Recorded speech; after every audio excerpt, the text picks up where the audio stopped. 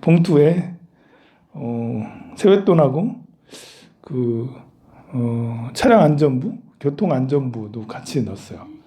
그래서 차량 안전부 쓸 시간이 별로 없더라고.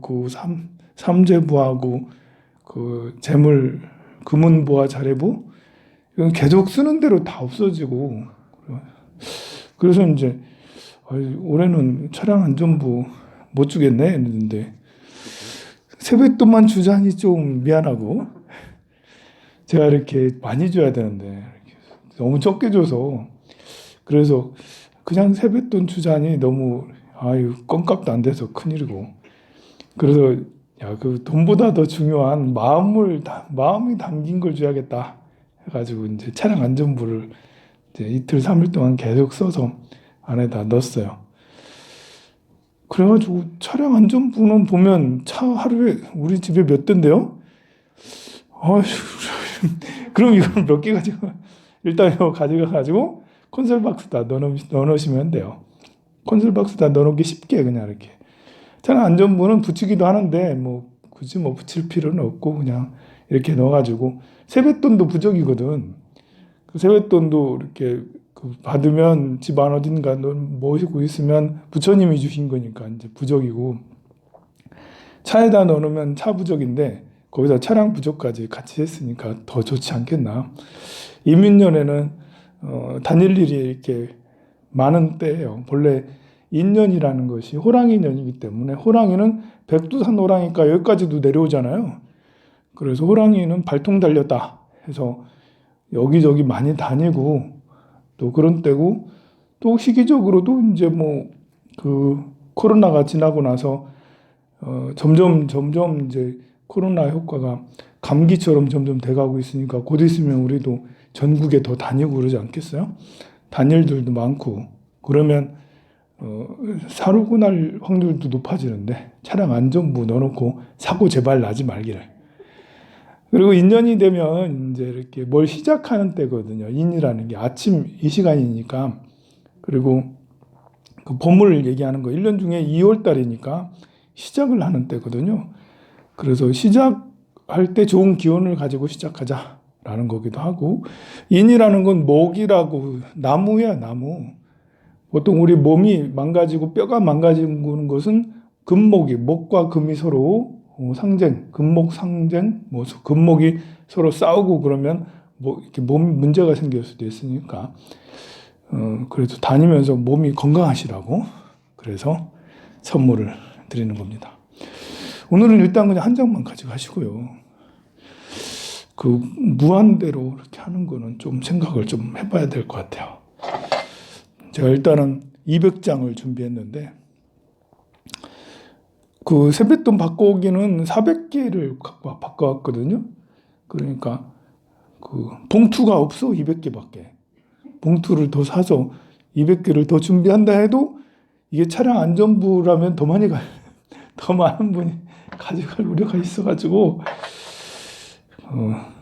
일단은 꼭 필요하신 하나씩만 가져가시고, 내일 또 와가지고 하나를 또 타마시고, 모레 와가지고 또 하나를 타마시고, 급해 와가지고 하나를 타마시고, 그 정도의 욕심은 애교고요. 왔는데 스님 저기다 올려놨는데 저거를 10개 푹 집어가고 이러면 이제 이건 사기입니다. 사기. 그러면 너무 심한 거예요. 따로 제가 시간이 나고 그러면 저 위에다가 많이 써가지고 올려놓으면 그때 10개, 20개 가져가도 내가 뭐라고 안 하는데, 돈 들어있는데. 어제 북한에서 ICBM을 또 해서 동해바다로 풍 쳤다고 그래요. 높이가 2,000km, 2km. 높이에서 쏜 거예요. 그래가지고 멀리 800km까지 가는 탄도미사일이라고, 탄도미사일. 북한에서 이제 이렇게 미사일 발사는 하루 이틀 일도 아니고, 그런데 이달 들어서 특히 많이 해서 이달 들어 7번째인 거예요. 7번째. 한 달 거의 다 지났는데요. 3일이 멀다 하고 계속 쐈다라는 거잖아요, 보면. 뭐지? 왜 그런 거지, 도대체? 갑자기 북한은 왜 미사일들을, 주로 이제 중장거리, 단거리 이런 미사일들을 많이 쐈어요. 일본이 계속 그러는 거는 어제 쏜 거는 탄도미사일, 좀 중거리 탄도미사일, 장거리 뭐 5,500km 이상 되는 거를 ICBM이라고 그래요. 장거리 탄도미사일, 그 대륙간 탄도미사일이라고 하는 것이 ICBM인 거예요. 북한이 대륙간 탄도미사일 계속 쏴대고 핵 개발하고 해서 이것이 이제 국제사회 문제가 돼서 제재 대상이었거든요. 핵 개발만 그런 게 아니고 ICBM도 대륙간 탄도 5,500km면 정말 우리나라에서 호주까지도 호주까지도 갈 수 있죠. 미국까지도 갈 수 있는 거예요. 그 정도 될 거야 아마. 그러면 이제 미국이 싫어하지. 북한에서 쏜 것이 거기다 핵탄두를 달아가지고 미국까지 로스앤젤레스까지 날아가면 그래서 이제 국제사회에서 제재가 ICBM 때문에 제재도 핵하고 같이 그랬는데 2018년도에 이 부분에 대해서 핵하고 ICBM하고 이 부분에 대해서 모라토리움을 선언했어요. 트럼프 만나가지고 그때 분위기 좋았잖아요.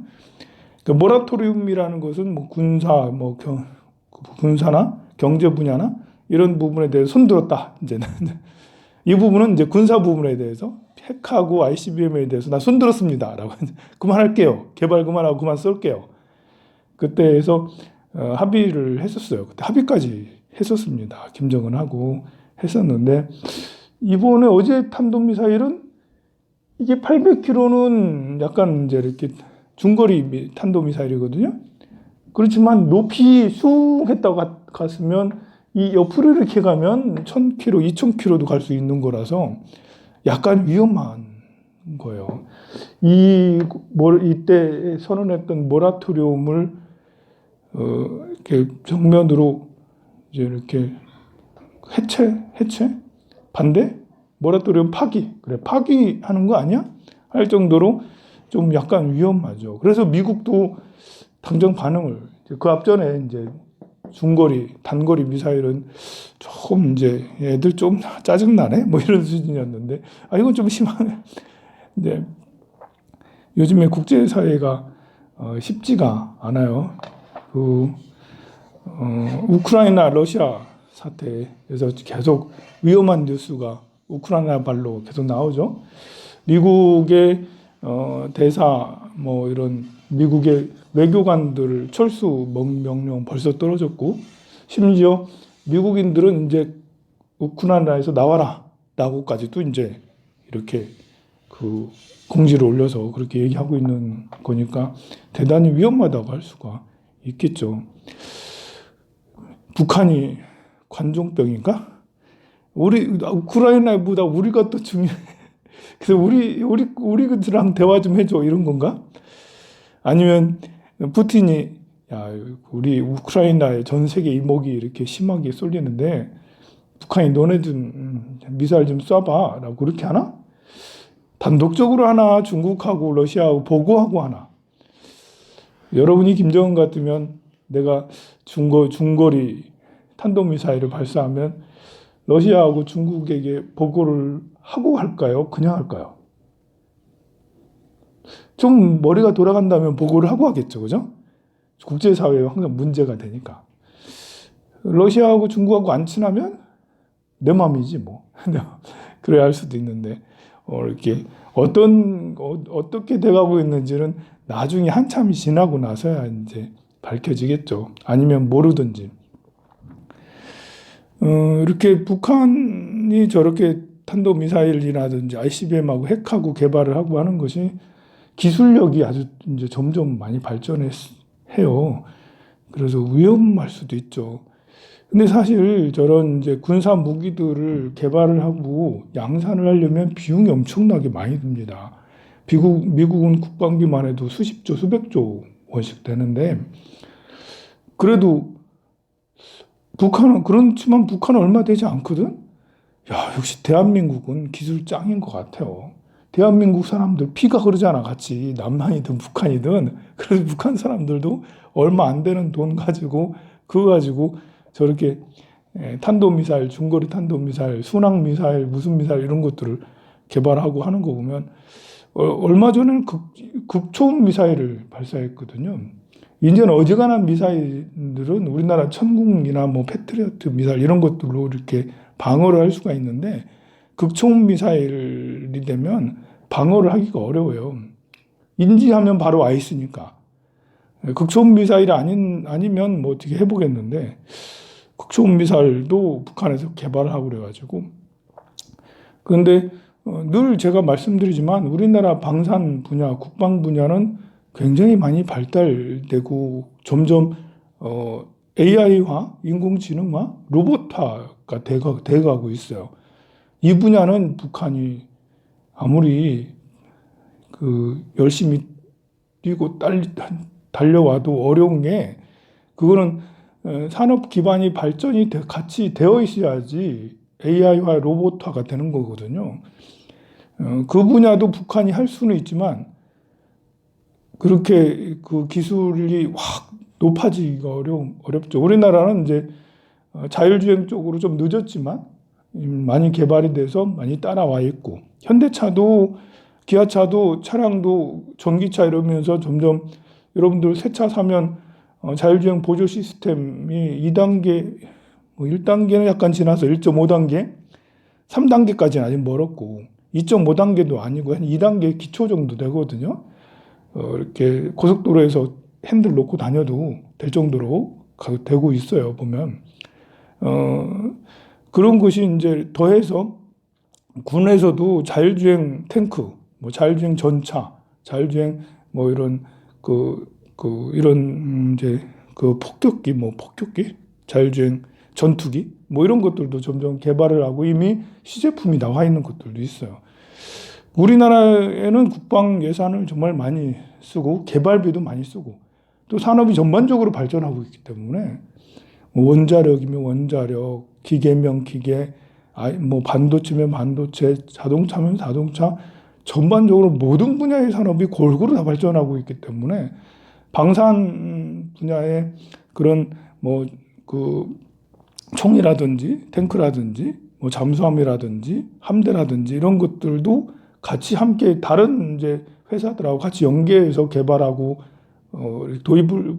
앞선 기술을 도입하고 있어서 이대로만 10년 정도 가면 북한은 이제 이렇게 게임도 안 될 수가 있어요. 그러니 북한 입장에서 보면 우리 대한민국, 남한이 너무 빨리 방산으로 무기 분야로 너무 빨리 성장하고 있는 거예요. 그러니까 20년 전에는 대포동 미사일이고 뭐고 해서 북한이 그런 분야는 기술이 더 뛰어났어. 우리 남한보다도 미사일 분야는. 그런데 지금은 이제 2020년대 넘어서는 뭐 이렇게 우리가 2010년 되기 전에 이미 이제 북한을 추월했고 그리고 지금은 추월한 정도가 아니라 애하고 어른하고 수준 차이예요. 지금 전쟁을 해도 우리가 밀리지 않고 10년 후가 되면 애 어른이 아니라 그냥 아동하고 어른하고 수준이 이놈 이래가지고 이렇게 하면 이렇게 어떻게 북한이 찍소리 못하는 그런 상태가 될 수도 있어요. 지금 이 상태로 계속해서 발전을 하면. 그래서 좀 상황은 좀 어렵고 그렇다. 이제 지금 현재는.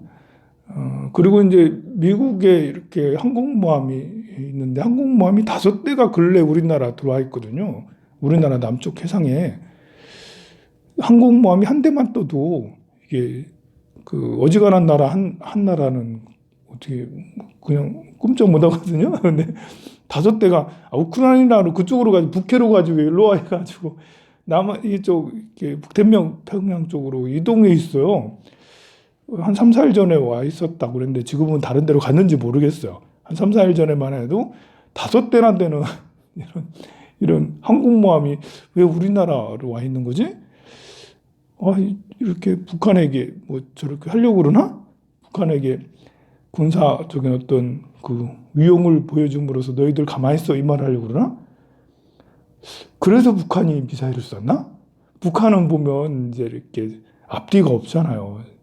미국이 저렇게 세게 나오고 이렇게 항공모함을 5대나 배치하고 그러면 깨갱하고 가만히 조용히 있어야 되는데 이상해, 이상해. 오히려 더 화를 내고 더 열심히 저렇게 미사일을 쏘대고 있어요. 뭐 지금 우리나라에 뭐 장당 전쟁이 일어나진 않겠지만 그 뭐 좀 걱정은 되고 그렇습니다. 우크라이나는 이제 우리나라보다 심각해서 북한이 주장하는 게 그래요. 이렇게 미사일 쏘고 하는 것은 각국의 자기 나라 사람들 각자의 나라마다 자기 국방을 위해서 미사일 개발하는 거지 왜 미국이나 왜 국제사회에서 그런 걸 제재를 하냐. 기분 나쁘다. 이제 우리도 지금 군사 무기 기술을 발전시켜야 된다라고 주장을 하는데 그와 비슷한 게 우크라이나죠. 우크라이나는 이제 정말 여기 우크라이나가 꿀 지역이라는 게 뭐냐면 여기에 체르노빌 원자력 발전소만 있는 게 아니라 체르노빌 이쪽 지역에 세계 3대 곡창지대가 있어요. 세계 3대 곡창지대라면 우크라이나의 체르노빌 지대하고 미국의 중남부 이렇게 거기 무슨 지대를 하는데 이름을 잊어버렸네. 그리고 아르헨티나의 팜파스 지역이 있어요. 이 지역이 얼마나 넓은 평야에 곡식이 잘 되는지 그냥 거기 미국이 그 곡식 수출로 곡물 수출 세계 1위잖아요 보면 그 지역에서 생산하기 때문에 그래요. 미국은 또 이렇게 농업 기술이 매우 발달해 가지고 자기네 땅들을 이용을 엄청 이제 이렇게 수백 프로 활용을 하는 거죠. 그러니까 옥수수가 이만큼의 한 가마가 이제 100년 전에 한 가마 났다면 지금 이만큼 면적의 옥수수가 20가마, 50가마까지 난다라는 거예요. 그만큼 농업 기술이 발달돼 있어요. 근데 우크라이나하고 이쪽 아르헨티나 지역은 굉장히 미국 이만큼이나 이렇게 좋은 그런 지역이긴 하지만 아직 농업 기술이 그렇게 발달되지 않아가지고 그 정도 생산성이 있지는 않아요. 하지만 우크라이나는 그런 곡창지대를 가지고 있는 아주 꿀지역이고 지리적으로 위치가 이게 보면 러시아 옆에 러시아 서부 지역이 있잖아요. 그러니까 프랑스 볼 때는 동유럽이고 러시아 볼 때는 서유럽에 가까운데 그런데 여기 이 지역을 우크라이나 지역을 차지하고 있으면 사통팔달이 되는 거예요. 러시아, 독일 조금 더 넘어가면 프랑스, 헝가리 이쪽에 그 우리 중앙아시아 뭐 다 통하거든요. 러시아 그 우크라이나 지역이. 그래서 우리가 이제 군사 지역 뭐 세계 지정학적으로 볼 때 어디 위치가 중요하냐 이렇게 했을 때 우크라이나 지역은 내륙에서 굉장히 중요한 지역인 거야. 사통팔달이 되는 내륙에서. 그리고 해양 지역으로는 이제 우리 그 일본하고 우리나라 이쪽 지역이라든지 뭐 저쪽 영국이라든지 뭐 호주라든지 아니면 뭐 이런 그런 해양 지역으로도 사통팔달 어디로든지 하고 강대국하고 사이에 끼나든지 뭐 이런 지역 어디를 장악하면 해양 지역 그 해양 지역의 위치가 이제 이렇게 어디든지 갈 수 있는 그런 것도 해양 지역에도 있는데요. 이 우크라이나가 그런 내륙적으로는 굉장히 중요한 위치에 있는 거예요. 그런데 러시아 입장에서는 러시아 주장이 약간 황당하긴 해요. 왜냐하면 이 우크라이나 이 나라가 나토에 가입을 하려고 하거든요. 북대서양 조약기구에 가입하려고 해. 북대서양 조약기구는 소련에 대항하기 위해서 미국하고 유럽의 여러 나라들이 서로 방호조약이거든요. 우리 영국에게 소련이 우리 영국을 침공을 하면 프랑스든 미국이든 다 가서 도와주자. 네덜란드가 침공을 당하면 다 가서 도와주자. 폴란드가 침공을 당하면 다 같이 도와주자. 이런 군사 동맹이거든요. 그런데 소비에트가 해체됐는데 아직도 나토가 있고 심지어 소비에트에서 해체한 여러 나라들 뭐 발트 3국하고 또 헝가리라든지 폴란드라든지 이런 러시아 영향권에 있던 많은 나라들이 나토에 가입을 했어요. 그래가지고 그렇지 않아도 이렇게 러시아는 부글부글 속이 안 좋죠. 그런데 우크라이나는 아직 나토에 가입이 안 돼 있거든요. 우크라이나가 만약에 한 10여 년 전에 나토에 2000년 초에 나토에 가입을 했으면 지금 이런 일이 안 생겼을 거예요. 2000년 전후에 가지고 러시아는 그냥 러시아 자체로 최악이었거든요. 옐친 대통령 있고 뭐 있고 뭐 이렇게 좀 상황이 안 좋았잖아. 국가 파산도 했어요. 국가 파산도 선언해가지고 우리나라가 이렇게 도와주기도 하고 뭐 그랬다니까요. 그런데 옐친이 2000년 정도에 등극을 하면서 지금에 있는 푸틴이 계속해서 장기 집권하면서 러시아의 그런 위상이 점점 성장을 한 거예요. 그때 이제 우크라이나 밑에 여기 크림반도라고 있거든. 이쪽 우크라이나 동부 지역은 무슨 지역인데 여기 러시아 사람들이 많이 살아요. 그래서 여기에 이미 그 반정부군, 그러니까 해방군, 러시아 해방군, 우크라이나 지역인데 일부 러시아하고 접경 지역이 이미 내전 중이었어요. 러시아에서 뒤에서 그 무기 지원해주고 이렇게 정보 지원해주고 해서 여기서 내전 중인데 크림반도가 중요하거든요. 크림반도를 러시아가 무단 진입을 해가지고 점령을 해버렸거든요. 근래 그러니 우크라이나는 러시아하고 사이가 안 좋을 수밖에 없는데요. 더더욱 우크라이나 입장에서는 우리도 나토에 좀 가입 좀 시켜줘 이거거든요.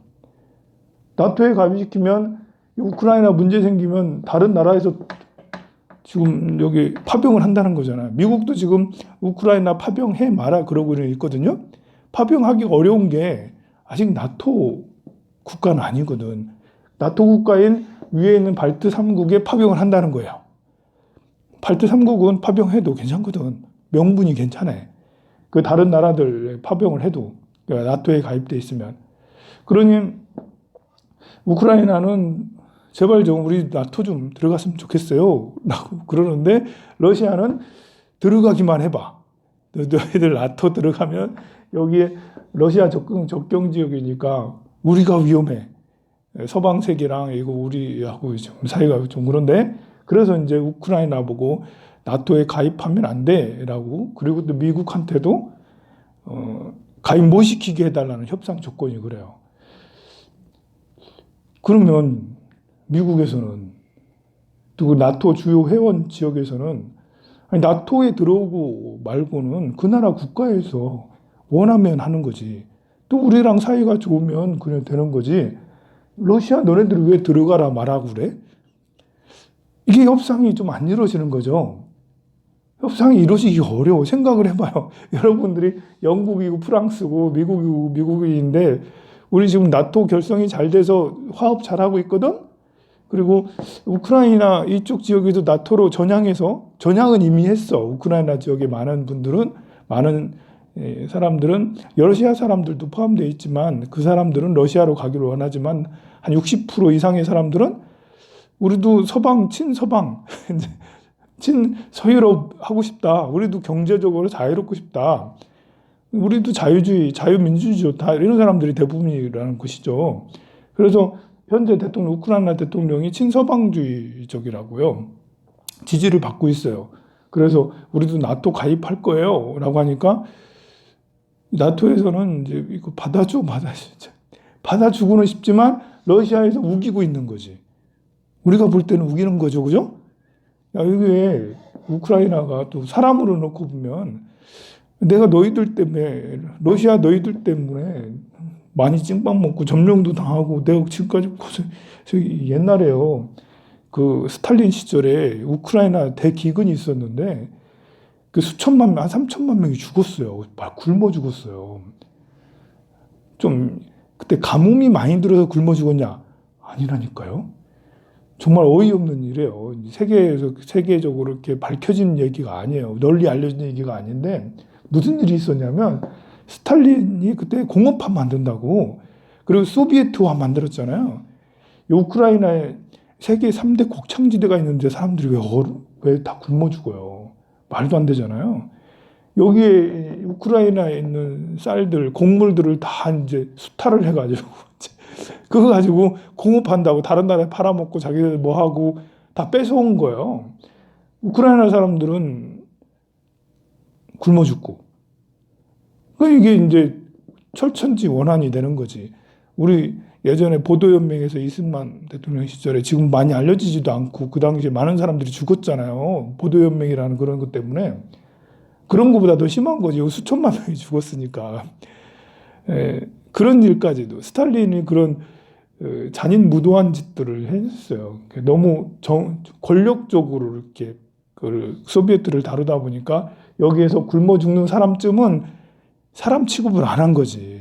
인권 취급을 안 한 거예요. 사람이 굶어 죽든 말든 우리 소비에트가 지금 공업 발전, 산업 발전을 이뤄야 돼라는 이런 거.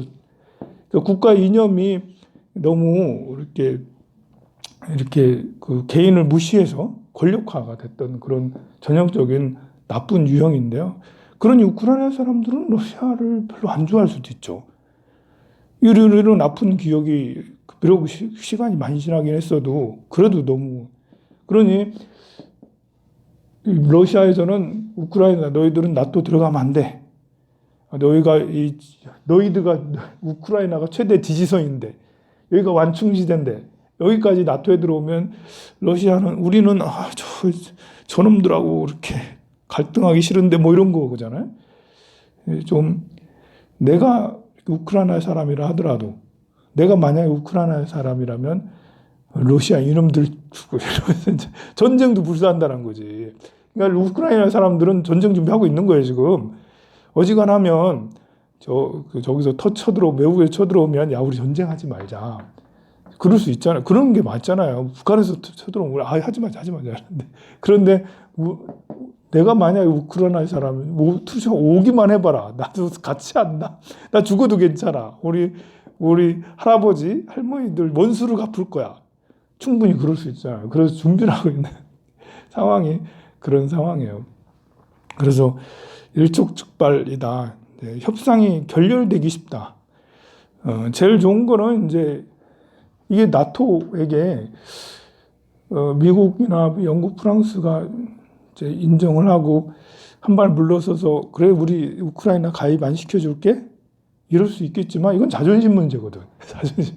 러시아도 일단은 이렇게 그 군인들을 이렇게 10만 명 정도 배치를 했어요. 근데 자꾸 하는 말이 우리 전쟁 안 한다. 러시아는 계속 언론에 얘기를 해. 우리 전쟁 준비 아니라 훈련하는 거다라고. 러시아에서 약간 이거 하다가 안 되면 빠질까? 이 생각도 할 수도 있죠. 이렇게 계속해서 러시아 입장에서도 이제 어려워요 이게. 러시아 입장에서도 일단 칼을 뽑았어. 러시아 남자들은 상남자가 많거든요. 불곰. 시베리아 불곰. 러시아 불곰으로 유명해. 보드카 유명하잖아요. 그래서 러시아의 상남자들도 우리 지금 우리의 영웅 푸틴이 지금 과거의 영광을 되찾고 있잖아. 옛 구소련의 영광을 되찾고 있어. 지금 미국하고 맞짱 뜨고 있잖아. 여기서 밀리면 안 돼. 전쟁도 불사해. 라고 러시아 사람들도 충분히 그럴 수 있다라는 거죠. 그러니까 우리가 러시아 사람이 돼보고 우크라이나 사람이 돼보고 하면 우리 지금 남한 북한보다 심각하네 지금 상황이. 그렇습니다. 그런 이렇게 국가 간의 위기가 있고요. 또 이제 좀 5분만 더 얘기할게요. 지금 이 통가 화산이 얼마칠 전에 이렇게 폭발되면서 이제 화산 문제가 이제 그 전에는 이제 지진이 해서 일본이 이렇게 지진이 크게 일어나면 일본 열도가 가라앉을 수 있다. 뭐 그랬잖아요. 일본이 충분히 그럴 수 있죠. 뭐 일본이 이렇게 규슈 이렇게 있고 센카쿠, 본토, 북해도 이렇게 있는데 4개의 섬으로 이루어져 있는데 여기 후지산이 있잖아요. 후지산. 요즘에 후지산의 일산화탄소 배출량이 엄청 많아졌다라는 거죠. 위성 사진을 보면 이쪽에 후지산 그 평야 지역에 일산화탄소 배출, 그러니까 마그마가 끓고 있고 여기에 지금 위험하다. 가스들이 계속 배출되고 있어요. 이게 세계 지형이라는 게 세계가 큰 것 같아도 이렇게 또 어떻게 보면 안 크거든요.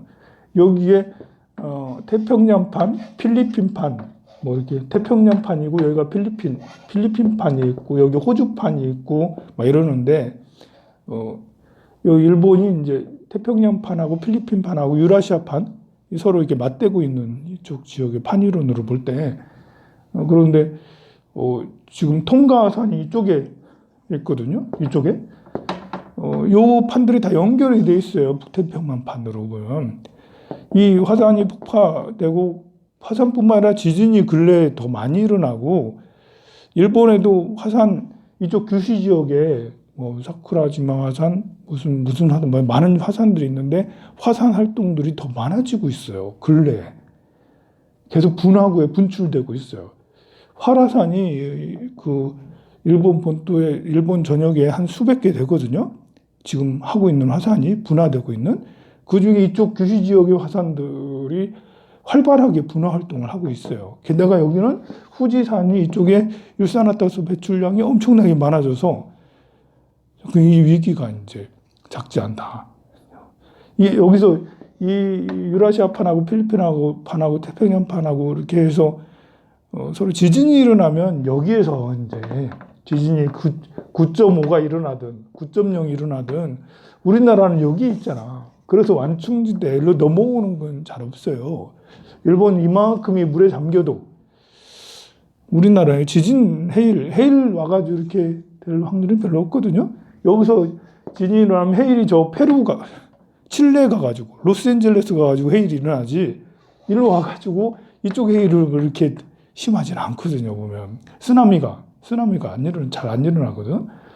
그런데 이제 화산 활동들이 후지산에 화산이 터지면 이 급은 한 6급 정도 되거든요. 화산 지수로 보면. 7이 될 수도 있어요. 그러면 이제 화산재가 여기까지도 바람이 원래 바람이 이쪽으로 불거든요. 편서풍 그 영향으로. 그래서 우리나라는 여기에 있는데 우리나라는 화산 폭발됐을 때 남한 지역까지 이렇게 화산재가 이렇게 생기겠지만 한 달, 2달 정도 지나면 편서풍의 영향으로 이쪽으로 다 흘러가겠죠. 그래서 그래도 이제 화산재가 한 5cm 정도 우리나라 전역에 덮이지 않겠어요? 이 화산재가 이렇게 화산재도 화산재 따라 달라요. 우리나라 그 화산재는 일단 다 해로워요. 미세먼지하고 그 흡수가 다르잖아. 일단은 다 해로워. 근데 완전 극약이라고 해야 되나? 독성이 심한 그런 그 밑에 마그마가 터져서 이렇게 올라가는 이런 여기에 지대 암석의 성분에 따라서 이게 피해가 극심할 수도 있는 거예요. 너무 심하면 여기에서 몇 년 동안 농사를 못 지을 수가 있어요. 우리나라가. 일본 여기에 후지산 터지면 10년, 20년 동안 농사를 못 지을 수도 있는 거죠. 그러니까 지진이 일어나면 또 지진 났네 이러면서 이럴 수 있는데 화산이 폭파되면 화산재까지 나가기 때문에 우리나라에도 큰 타격이 있어요. 근데 더 큰 문제는 뭐냐면 또 규슈 지역에 마그마 방이라고 이만큼 정도나 되는 옛날에 이제 화산 활동을 하다가 마그마가 빠져가지고 빈 공간이 있어요. 마그마 룸이 있어요. 거기 가지고 화산이 막 이렇게 지금 분출이 되고 통가산이 터지고 그러면서 마그마 룸에 마그마가 계속 유입돼서 채워지고 있는 것 같다. 라고 지금 그렇게 주장이 제기되고 있죠. 이게 다 채워지고 나면 그 다음에 이게 마그마 화산 분출하면 지금도 분출하고 있는데 한번 터지면 이게 섬이 날아간다. 섬이. 규슈가 작은 섬이 아니거든요. 이번 통가 화산도 터지면서 터진 그쪽 지역에 땅이 날아갔어요. 없어요. 산이 그냥 없어. 육지가 한 3분의 2가 사라졌어요. 통가 지역에. 여기도 화산이 터지면 이쪽 규슈 지역은 날아간다. 그러면 쓰나미. 여기서 이렇게 하면 쓰나미가 이 규슈 전체가 날아가면 이쪽 우리도 쓰나미는 피할 수가 없고 바로이잖아요. 근데 규슈 지역 남쪽에도 나면 이 북쪽에 이만큼 정도 땅이 남아있다. 이러면 이제 해일이 영향이 이쪽으로는 별로 크지 않고요. 이쪽으로 갈 우려가 있죠. 이쪽으로. 이쪽으로 가면 여기 400km 얼마 안 되거든요. 일본하고 중국하고 먼 것 같아도 400km밖에 안 떨어져서 서울, 부산 정도밖에. 쭉 가면 여기 뭐가 있어요? 상하이, 소주, 항저, 뭐 절강성 쭉 이게 중국 동부 해안 어마무시한 사람들이 살잖아요. 해일이 이쪽으로 이제 쓰나미가 쳐지면 그쪽 지역이 다 이제 물바다가 된다. 그 상하이의 엄청난 산업단지 또는 무슨 단지 이런 것들이 인구가 뭐 수천만 명이잖아요. 쓰나미에 휩쓸릴 수 있는 거죠. 그래서 여기에서 규슈가 이거 제대로 터지면 1억 5천만 명이 당장 급한 피해를 입는다라고 해요. 여기에 3천만 명, 일본인 3천만 명. 여기에 1억 명 넘는 사람들이 피해를 입는다. 우리나라는 가만히 있겠냐. 야, 이건 정말 큰 인류 역사상 가장 큰 피해가 될 수도 있다. 아, 너무 무섭죠, 그죠? 어휴, 실제로 우리가 살아있을 때 이런 일이 일어날까? 일어날 수 있는 확률을 누가 계산해 보니까 0.3 될 수 있대. 0.3, 0.6? 확률 0.3, 0.6. 아마 몇 년 이내에 될 수 있는 확률이. 그렇지만 그 0.1이라 하더라도 그게 될 수도 있는 거죠. 그런데 이런 이제 자연재앙, 지금 기후위기가 툭툭 점점 위기가 고도화되어 있잖아요. 뭐든지 이렇게 보면 징조 현상이 있어요. 징조 현상. 네, 이렇게 주식을 해본 사람들은 이제 알 거예요. 주식을 해본 사람들은 이 주식이 이렇게 올라갔다가 여기에서 이렇게 있더니 저는 술술술 내려오는 거예요. 야, 그러면 여기 많이 내렸으니까 여기서 내가 매입하면 되겠다 생각을 하는데, 근데 이상하게 조금 더 내리더니 갑자기 푹 내려. 이거 여기에 이제 근래 이제 핫한 주식 중에 하나가 에코프로 그 세계 회사가 있어요. 이만큼에서 절벽처럼 이렇게 올랐거든요. 그 흘러내리기 시작한 거야. 이제 작년 여름 가을부터. 그러더니 이제 내부자 거래에서 이만큼 한 5% 정도 더, 내부자 거래가 아니라 불이 났어. 저 청주인가 어디에? 경기도 지역에 불이 나가지고 한 5% 정도 그냥 불 나고 나서 한 7%, 10% 팍 떨어졌거든요. 불 났기 때문에. 그러더니 그 다음날 내부자 거래해가지고 하한가가 15%, 10%, 20%, 30%씩 막 팍팍 떨어진 거예요. 그래서 이거 뭐냐면 어떤 징조 현상이 안 좋을 때 계속해서 뭔가 이상하게 왜 내리지? 내릴 게 아닌데? 그러다가 많이 내렸을 때 더 이상 내리는 게 없겠다 싶을 때 신기하게 푹 절벽으로 푹 떨어지는 이런 현상들이 발생된다는 거죠. 지금 기후위기도 비슷해. 기후위기가 고조되고 있잖아요. 이게 상승도 똑같아요. 상승 계속해서 올라가. 상승해요. 10,000원에서 15,000원, 17,000원, 18,000원 조금씩 눈에 안 띄게 조금씩 올라가다가 신기하게 이 자리에 와가지고 상한가. 똑같아요. 이게 현상이 올라가는 것도 쭉 가다가 쭉 상승을 이렇게 가다가 푹 올라가고 이렇게 가다가 푹 내려가고 이게 자연현상도 이런 현상들이 있다는 거죠. 지금 기후위기가 쭉 좀 올라가고 있잖아요. 그러다가 지금 규슈 같은 화산이 폭파되면 총 이렇게 되는 거죠. 규슈 화산이 폭파되면 우리 그 사람들이 품어내는 그런 이제 이산화탄소하고 이런 거하고 비교가 안 되거든요. 지금 화산 지역의 이산화황이라든지 거기서 나오는 가스들은 정말 지구 온난화에 심각하거든요. 그런데 규슈 지역에서 이렇게 하고 후지산이 폭파되면 지구 온도가 0.5도 정도 낮아질 수도 있어요. 왜냐하면 햇빛을 너무 우리가 이제 이산화탄소량이 많아지면 온실 효과 때문에 일시 이렇게 지구가 더 따뜻해지는 현상이 있지만 화산재는 다르게 지구를 전체적으로 이렇게 화산재 미세한 가루가 둘러싸고 있기 때문에 그 태양에서 오는 빛을 반사를 해요. 그래서 일시적으로 기온이 하락한다라는 거예요. 그래서 우리나라 백두산이 예전에 10세기 이게 터졌을 때 그때 지구가 2도 정도, 3도 정도 더 낮아졌다라고 그랬어요. 1년 동안. 2, 3년 동안 2, 3도 정도 지구 온도가 낮아졌다라고 그러거든요. 그러니까 더 심각하지. 지구 온도가 1도만 낮아져도 지금은 1도 낮아도 괜찮겠다. 2, 3도가 낮아지면 우리 세종대왕 시절에도 세종대왕 그때쯤에도 그렇게 나라 세계 온도가 낮아져 가지고 기근이 들고 흉년이 들고 해서 유럽 같은 데는 뭐 죽어 나가는 사람이 엄청 많았거든요. 그러니 규슈 지역에 이런 것들도 후지산도 그렇고 폭파되면 정말 난감해집니다. 자, 그렇다면 우리는 어떻게 이것을 대응해야 되냐? 기도해야죠.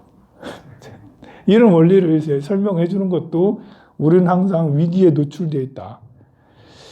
우리는 가장 큰 위기는 죽음이죠. 언제 죽을지 모른다. 개개인으로 보면. 이건 이제 지구고, 개개인으로 놓고 보면 지금 이 순간이라도 우리는 죽을 수 있다.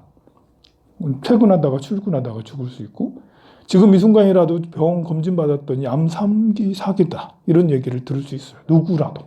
한 사람도 예외 없이 죽음 앞에서 평등하고, 그리고 누구라도 병들 수, 암의 큰 병에, 중병에, 불치병에, 난치병에 누구라도 들 수가 있어요. 그것이 우리에게 늘 있을 수 있는 일이죠. 손재도 늘 있을 수 있죠. 내가 투자한 그런 것이 반토막 나거나 0이 될 수 있고, 내가 산 집이 뭐 화재가 나서 보험도 안 들어놨는데 뭐 0이 될 수도 있고, 뭐 내 재산이 다 손재가 돼서 반토막 내지 0이나 또 마이너스가 될 수 있는 우려를 늘 가지고 있어요. 그게 우리 개인적 다 리스크죠. 또 나한테 구설이나 시비나 아니면 고발이 뭐 들어올 수 있는 것들도 늘 우리는 잠재돼 있죠. 그리고 우리는 무엇보다도 죽음하고 비슷하게 늙어지고 있어요. 나이가 40대까지는 괜찮겠지만 50대 중반이 넘어가면 늙어지는 것이 보통 일이 아니거든요. 현실이거든요. 그러면 점점 늙어진다라는 것은 우리에게 점점 리스크가 생겨서 나 앞으로 밥벌이 어떻게 하지? 우리 아들, 딸이라도 잘 돼 있으면 몰라도 그것도 아니고 그러면 참 막막하고, 국가라도 잘 돼 있으면 그래서 국가가 또 중요하긴 하죠. 그래서 국가에서 돈도 받고 좀 복지가 잘 되고 그러면 좋겠죠. 그래서 우리는 살아간다라는 것은 희망으로 살아가냐 아니면 이런 두려움으로 살아가냐. 두려움을 인식을 시켜주는 거는 두려움을 대비하라는 거지 두려움에 벌벌 떨라는 건 아니죠. 그리고 두려움을 인식하는 것은 그럴 수 있다라는 걸 받아들여서 희망으로 바꾸고, 희망을 또 더 이제 이야기를 하고 희망으로 더 나가야 되는 건데, 그 우리 불자들은 일단 이렇게 죽음에도 자유로워. 내생 아미타 부처님의 세계로 가면 되잖아. 나 지금 이 순간 죽어도 여한이 없어. 왜냐하면 아미타 부처님이 영접하러 내려오시고 기다리고 계시니 갈 데가 있죠. 나 이사 갈 데가 있어. 또 이사비 투자를 많이 해놨어요. 이미 아미타 부처님한테. 백중 때 기도하고, 여러분도 맨날 새벽 기도 하잖아요. 뭐 이렇게 이미 여러분들은 그쪽에 투자를 많이 해놔서 서방 정토에 지분이 많아요. 여러분들 지분이 적지가 않아요. 그래서 내가 딱 죽으면 그게 지분 발동이 돼서 나도 모르게 저절로 그쪽으로 끌려가는 거죠. 내가 그쪽에 투자를 많이 해놨으니까. 그래서 그쪽으로 갈 수가 있어서 자꾸 이런 문제가 있어도 나는 괜찮아. 잘 되면 우리 가족까지 내가 기도 많이 올려주기도 하고 기도 많이 해줬잖아. 나무 아미타불 맨날 하라 그러고, 안 되면 내가 가서라도 가가지고 우리 아들 딸들 다 끌어올 거야.